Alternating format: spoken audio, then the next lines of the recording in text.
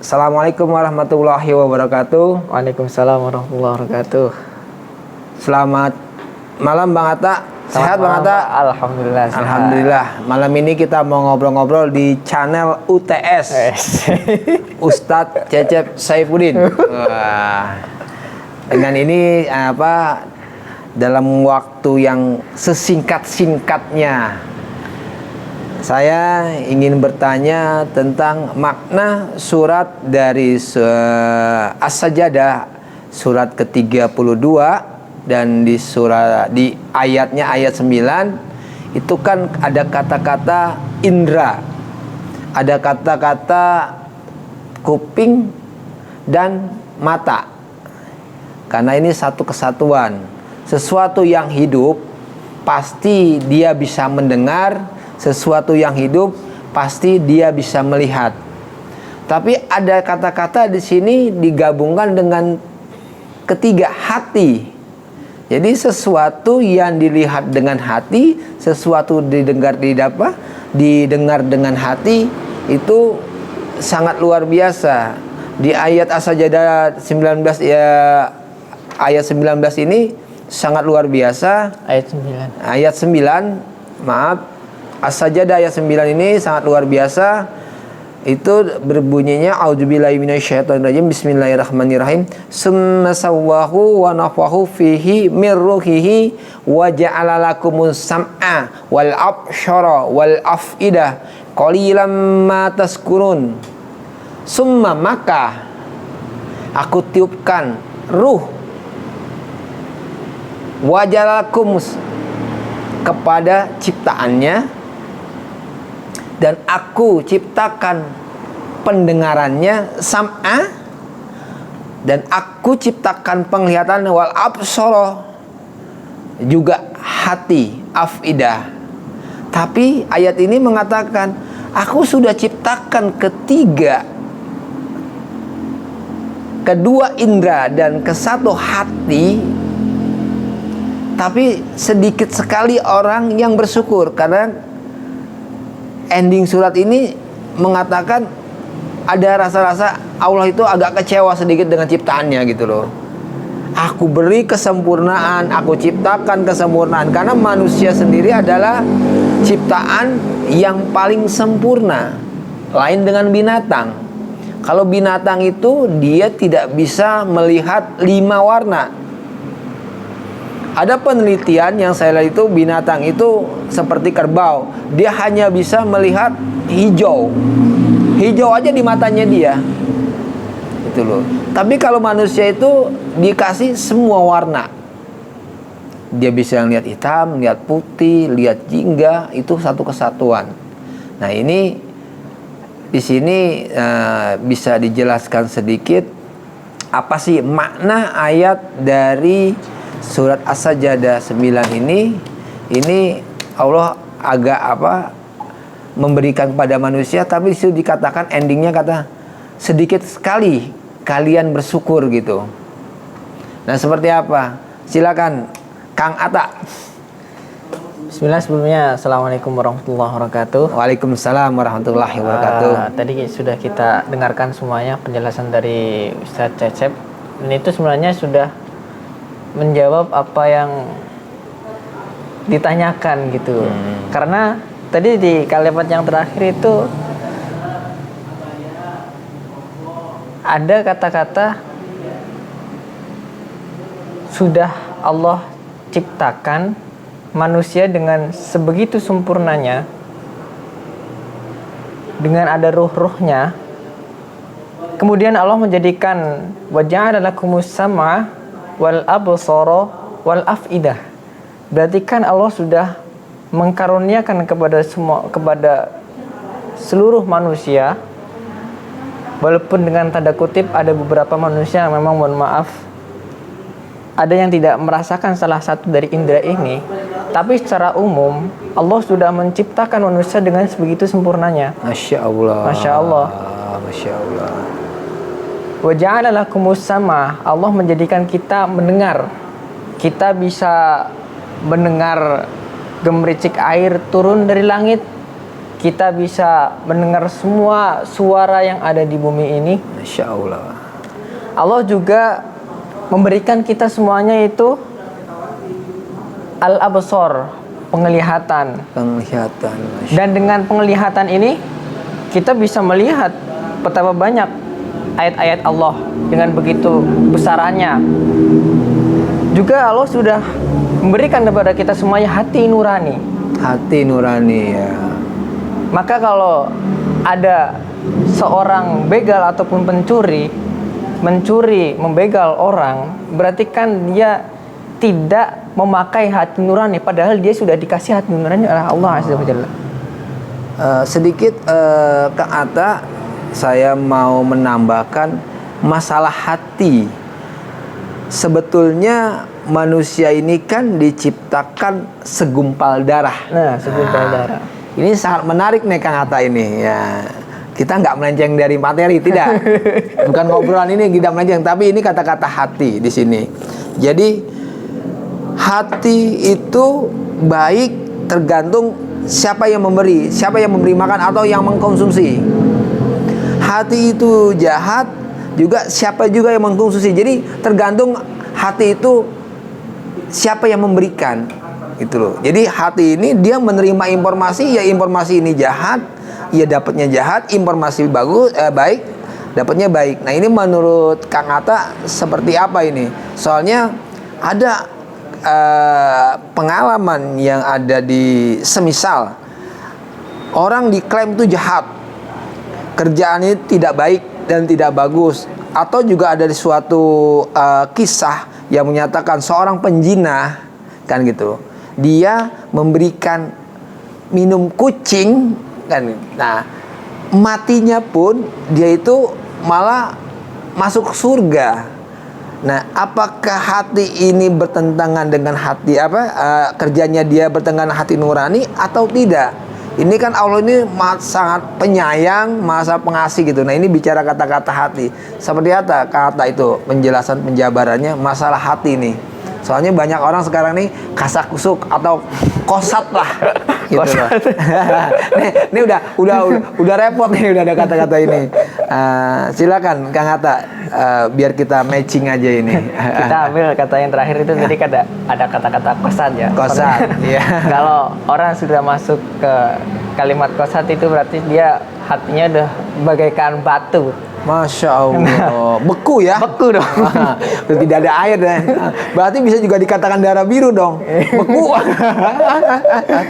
Siap. Lanjutkan. Sebenarnya jikalau ada orang yang sudah memiliki hati yang kosat, berarti dia juga harus melihat apa yang sudah dia makan, baik, apa yang sudah dia perbuat selama ini. Karena sedikit sekali misal kita mendapatkan rezeki, walaupun itu halal, akan menjadi baik,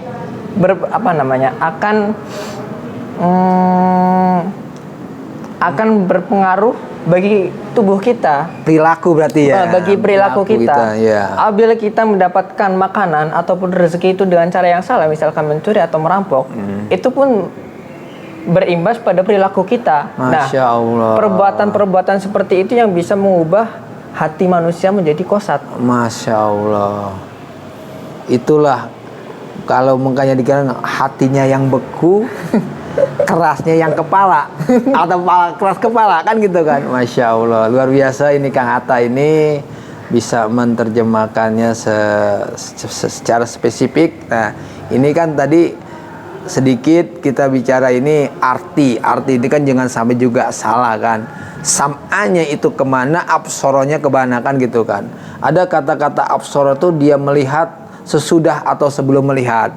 Terus ada kata-kata mendengar sebelum atau mendengar. Cerita seperti ini, orang itu baca Al-Quran itu bukan melihat, pasti dia mendengar dulu. Ketika dia mendengar, karena ini kan ada peristiwa ketika si Umar bin Khattab begitu bencinya dengan Rasulullah, tapi adiknya atau Siti Aisyah ya, ketika dia melantunkan ayat-ayat Quran, dia tidak melihat, mendengar. Nah ini Masya Allah luar biasa sekali nih. Jadi maksud saya seperti ini. Jadi mempergunakan panca indera dengan benar, insya Allah hasilnya benar, seperti itu ya Kang ya. Ya, benar. Mempergunakan penglihatan dengan benar, insya Allah hasilnya benar. Jadi memang ini, soalnya begini Kang Hatta, ada dengan surat yang sama juga itu Allah sudah memberikan, menyempurnakan ciptaannya yang namanya manusia. Manusia juga dulu lahir dia tidak jalan, merangkak, lahir dulu bayi atau disebut dengan insun, kan gitu. Setelah itu dia baru bisa berjalan, atau dengan ihsan.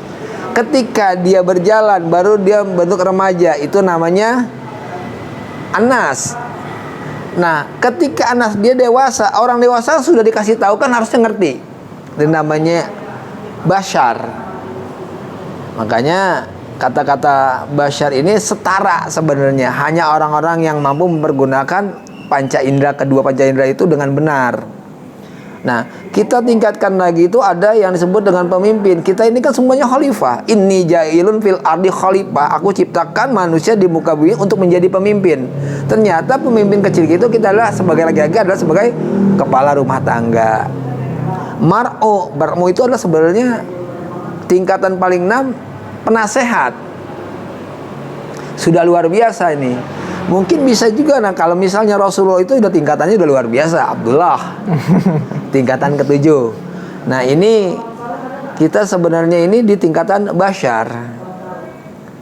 Bashar ini dengan kata-kata bahwa ada di surat Al-Kahfi nggak salah, inni basaru mislukum yuha ilai annama ilakum ilahu wahid. Jadi sesungguhnya Tuhanmu dan Tuhan aku sama. Itu loh. Allah itu menyebutkan Rasulullah seperti itu. Jadi kita sebenarnya Rasulullah sama kita tuh sama. Tingkatan manusia, tingkatan bashar. Orang yang bisa dikasih tahu menerima, dikasih tahu kebaikan menerima kebaikan, kan gitu. Tapi kadang-kadang kan, nah tingkatan mana nih yang orang diberikan kebaikan tapi dia tidak mau melakukan kebaikan? Apakah tingkat di anas, atau dia di ihsan, atau di insun? Karena insun sendiri itu manusia, bayi, disuapin apapun dimakan, diterima, ya dikasih racun diterima gitu loh, dikasih ini. Nah ini seperti apa dengan pandangan Kang Atta melihat fenomena-fenomena yang ada di lingkungan kita lah khususnya. Tapadol Kang Atta. Sebenarnya dengan kita bisa melihat ke hukum-hukum fikih yang ada, Ya. pasti di situ kan ada kalimat balih. Balih itu mumayyiz, bisa membedakan antara yang buruk dan yang baik. Baik. Nah, manusia biasanya mencapai usia balih itu sekitar 12 tahun ke atas. Kata-kata baligoh ya. Balik dewasa ya. Dewasa. Ya, siap. Lanjut Kang. Nah, dari situ manusia kalau dari kecil kan memang kita bayi kan nggak bisa makan sendiri ya. Yeah. Jadi kita makan apa saja yang orang tua kita kasih. Iya. Itu menjadi, walaupun ketika anak kecil berbuat kejelekan pun itu imbasnya akan ke orang tua karena masih tanggung jawab orang tua. Betul. Nah, kalau sudah balik berarti sudah menjadi tanggung jawab kita sendiri. Iya. Nah, balik di sini itu berarti manusia yang sudah bisa membedakan antara yang baik dan buruk. Yang hak dan yang batil ya. Yang hak dan yang batil. Yang batil. Masya Allah. Lanjutkan Kang. Lagi udah.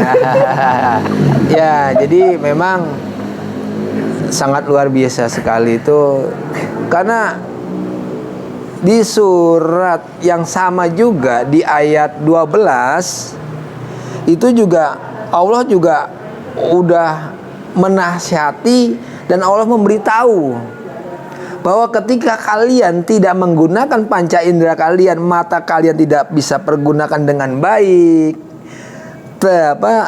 pendengaran kalian tidak dipergunakan dengan baik, hati kalian tidak dipergunakan dengan baik, dan dia baru bisa berdoa, ya Rob, Kan seperti itu. Wadil ayat yang pertamanya auzubillahi minasyaitonir bismillahirrahmanirrahim. Walam taro izil mujrimuna nakisu ru'usihim inda rabbihim rabbana wa absorna wa sami'na farji'na mal amalan sholihah inna mukinun. Dan mereka wa absorna, dan mereka dikumpulkan dengan Tuhannya, Rabbnya, dengan Allah. Di situ adalah orang-orang sebagai pendosa, tapi mereka baru nyesel. Kalau kata sekarang mah viral dulu, gitu loh. Sebelum viral tuh belum ditanganin kan gitu kan. Nah ini karena kata-kata tadi itu adalah ya Allah, aku telah mendengar, aku telah melihat,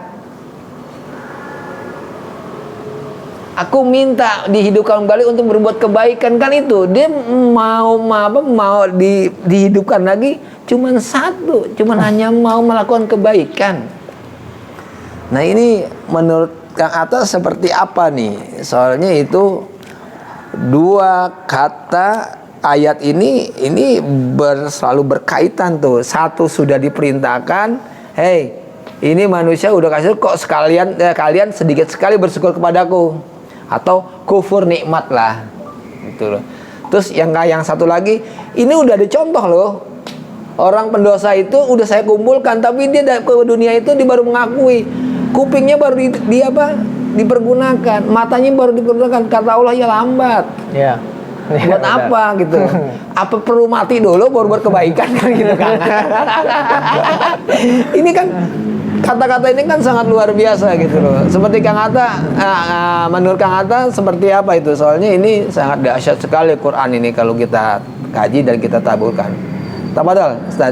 Ya, manusia kan pada awal penciptaannya sudah dikasih karunia oleh Allah. Tadi itu ada pendengaran, penglihatan, dan juga hati nurani.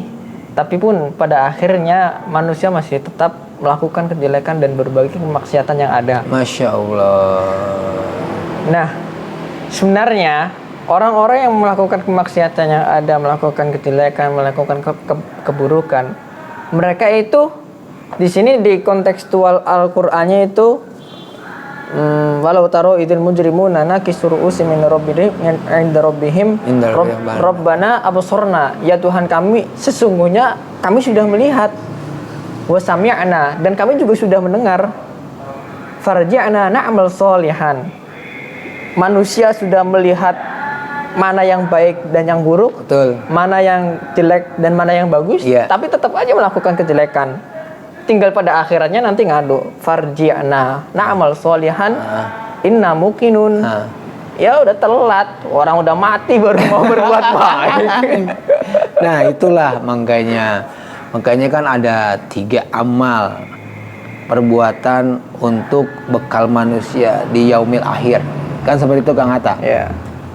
1 amal perbuatan, 2 amal jariyah, 3 anak soleh. Kan seperti itu. Jadi kita di sini yang kita bukan tika kaji, kita sebenarnya ngobrol santai, tapi tidak tidak membicarakan orang lain, tidak. Kita cuma hanya feedback seperti apa sih ngelihat fenomena yang ada di saat ini kan gitu kan. Padahal sesuatu ini orang itu ketika baca Al-Quran diberikan penerangan, penterjemahan pada Al-Quran, manusia itu kebanyakan tidak mau mendengar, tidak mau melihat.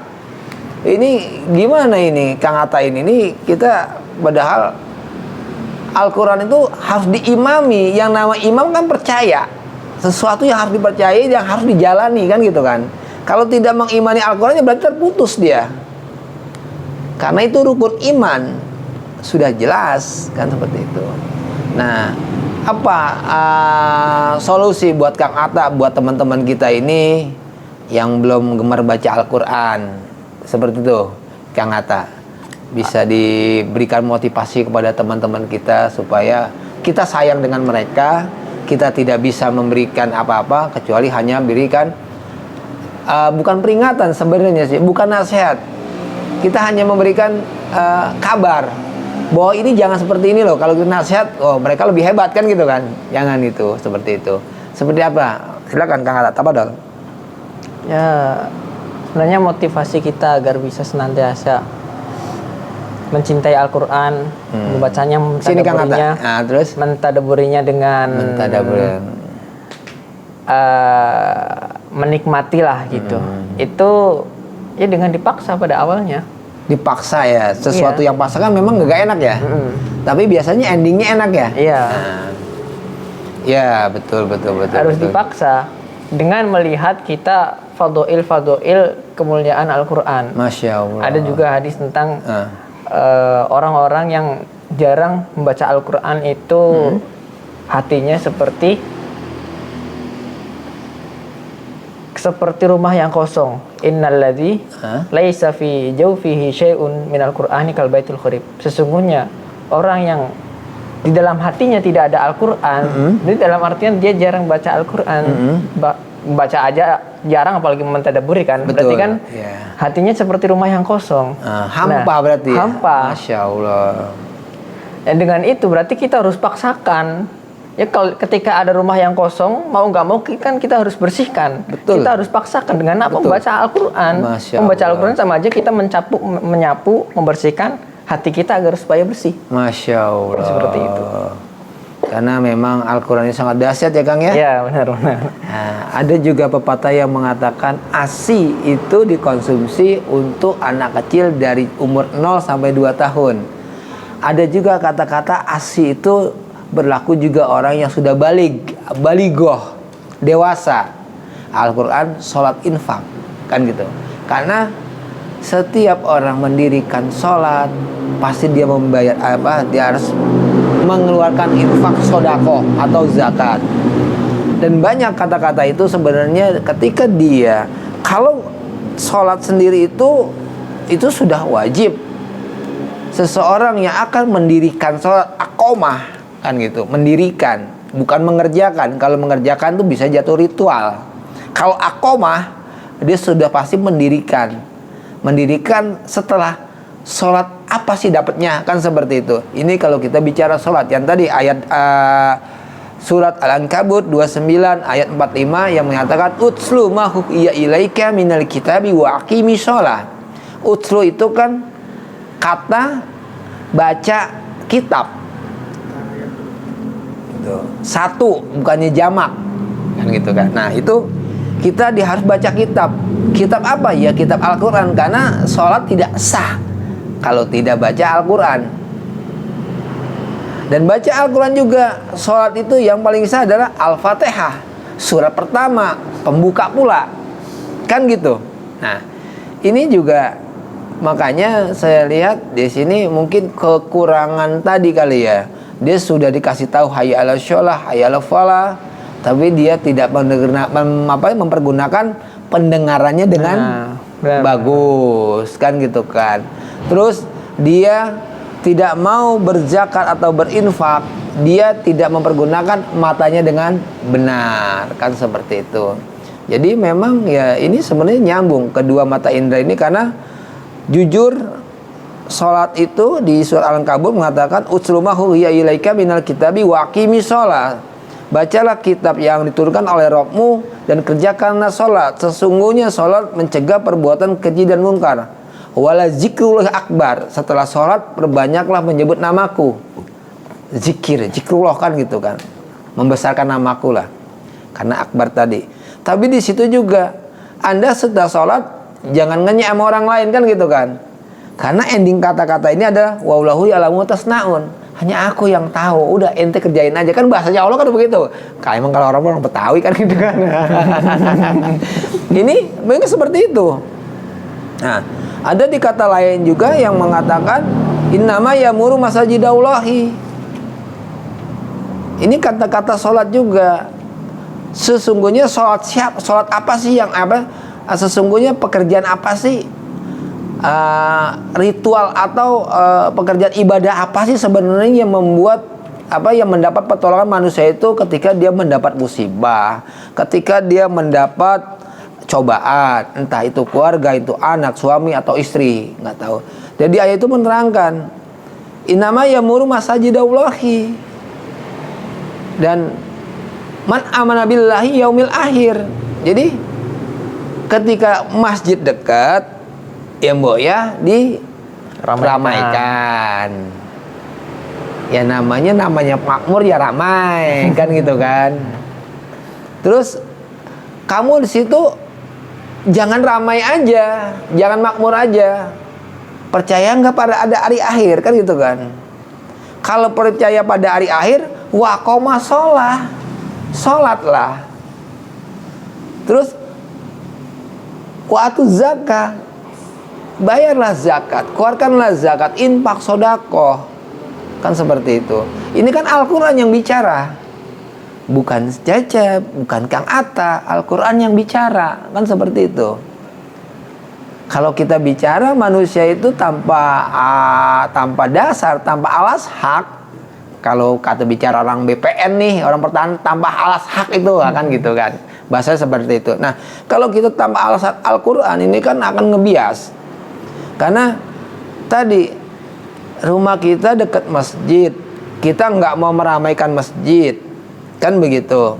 Oke, kalau yang tidak meramaikan masjid berarti ya sudah. Oh, saya percaya, saya akan memakmurkan masjid, meramaikan masjid, tapi tidak sholat juga, ya percuma juga. Makmur, jadi orang yang memakmurkan masjid itu belum tentu dia sholat, belum tentu dia zakat. Kenapa? Karena Allah di situ dikatakan, percaya nggak pada hari akhir? Kalau kau percaya pada akhir, ya kerjakan sholat, tunaikan zakat. Dan ayat itu mengatakan, jangan takut dengan apapun kecuali dengan aku, kata Allah seperti itu. Dan aku yang memberi petunjuk, wallahu ya'lamu ma tasnaun. Gitu. Wallahu bukan wallahu. Innama ya'muru masajidallahi man amana billahi yaumil akhir wa aqama shalah wa tuzaka wa lam yasha illallah fa asa ulaika ayyakunu minal muhtadin. Gitu loh. Dan sebenarnya mereka itu adalah orang yang mendapat petunjuk. Nah, ini sebenarnya kebetulan Kang Atta kan paham di bidang ini, paling tidak memberikan bukan nasihat lah, wejangan-wejangan kepada kawan-kawan kita yang belum hatinya. Yang tadi mungkin beku, oh kita harus pakai dipanasin lagi, dipompa lagi, kan seperti itu. Itu tafadhol Ustadz, biar kita ini akan tutup sessionnya ini, tapi ada kata-kata penutup. Nanti endingnya biar saya yang menyempurnakan. Tafadhol Ustadz, Kang Atta. Yang mana? Innama ya'muru masajidallahi, sebenarnya orang-orang sholat itu tidak mungkin orang sholat kalau tidak baca Al-Quran, kan seperti itu. Nah, ini konotasinya itu berarti kan Allah memerintahkan kita, memerintahkan lu harus baca Al-Quran gitu loh, jangan melakukan apa-apa, itu kan perintah gitu loh. Nah, maksud saya ini, coba Kang Atta bisa nggak itu memberikan bukan nasihat ya, wejangan kepada teman-teman kita, nyesel loh kalau nggak baca Al-Quran dengan bahasanya Kang Atta. Tafadhol. Karena itu kunci semuanya itu Al-Quran itu. Ya, kita harus yang seperti yang saya katakan tadi, memaksa dalam terus-menerus melantunkan bacaan Al-Quran. Karena mau nggak mau, setiap kita ada di masjid itu pasti berhubungan dengan Quran. Ya. Dan salah satu orang yang istimewa adalah rajulun qalbuhu mu'allaqun bil masajid. Seorang pria atau pemuda yang hatinya selalu nempel pada masjid. Masya Allah. Nah, hatinya menempel dalam masjid itu kan dalam artian dia melaksanakan sholat, Ya. dia mengerjakan zakat, dan dia mentadaburi ayat-ayatnya, sehingga hatinya dengan masjid, dengan Allah itu nyambung. Masya Allah. Nah, itu yang bisa memecah agar hati kita tidak kosat di awal kata pembicaraan tadi. Ya, kosat. Menarik juga kata kosat ini ya. Kosat, kasat itu. Kalau kosat itu bicara hati, kalau kasat itu bicara penglihatan, gitu loh. Ada kata-kata ya mungkin lebih pemilih itu Kang Atta lah. Itu makomnya itu bahasa Arab lah. Kalau saya cuma makom itu bahasa Indonesia. Ejaannya disempurnakan. EYD. Jadi memang itu bagus. Emang berarti tadi momentum yang awal kita bicarakan dengan judul hati itu adalah qasad dan mata itu adalah kasat dan kuping itu adalah apa ya bahasanya dia itu kayak orang dengung itu namanya qasad kasat lah bahasanya. Itu memang ya itulah kita menghindari hal-hal yang seperti itu. Memang begini Kang Atta, Al-Quran itu sangat menjadikan pedoman hidup manusia karena banyak kita dengar di pesantren doa-doa setelah dia menghatapkan Quran. Banyak doa-doa itu selalu dilantunkan di teman-teman kita di pondok pesantren. Jadi apa ya bahasanya itu Al-Quran jadi nuron wahuda warahmah Allahumma zakirna warzuqna tilawah yang membacakan anla alaili siang dan malam wa anla alaili. Nah sebenarnya itu juga udah dijamin siang dan malam kan gitu kan. Itu hebat sekali gitu loh. Jadi ini saya terngiang itu di tahun sekitar 80 atau 90-an itu.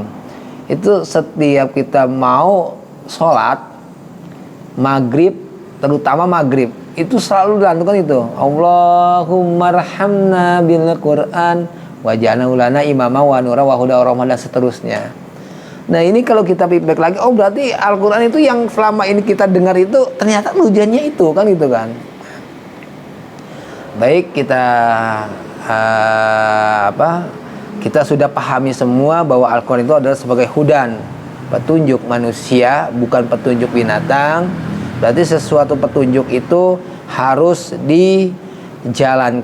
Ibaratnya Al-Quran ini adalah peta biar kita tidak tersesat gitu. Peta kehidupan. Peta kehidupan. Jadi ada sedikit kata-kata motivasi karena tadi kita sudah mengoreksi sedikit, bukan mengoreksi ya, mengkupas sedikit sekali ayat Al-Quran As-Sajdah surat As-Sajdah surat 32 dengan ayat 9 itu matching sekali bertemu dengan ayat 12 dan itu bisa dikolaborasikan dengan amal perbuatan kita kan seperti itu. Karena setiap orang dia melakukan kebaikan untuk dirinya sendiri itu bukan dengan buat unggahan orang lain dan dia mengklaim dirinya sendiri itu adalah hebat, itu tidak mungkin. Karena hadis Rasulullah yang menyatakan bahwa yaskurunas walam yaskurullah. Barang siapa yang tidak pandai-pandai berterima kasih kepada orang tua, teman, sahabat yang telah membesarkan dia, berarti dia tidak pandai bersyukur kepada Allah. Yang berarti dengan kata lain adalah kufur nikmat. Dan kedua, khairnas wa afahum linas. Jadi jadilah manusia yang berguna buat manusia yang lain. Oleh karena itu Al-Quran, sholat, infak, sodako adalah kata penutup. Jadi saya menutup kata-kata ini, hanya orang gila yang mengingkari kebenaran dan lebih gila lagi Al-Quran benar-benar nyata diingkarinya. Wassalamualaikum warahmatullahi wabarakatuh. Waalaikumsalam warahmatullahi wabarakatuh.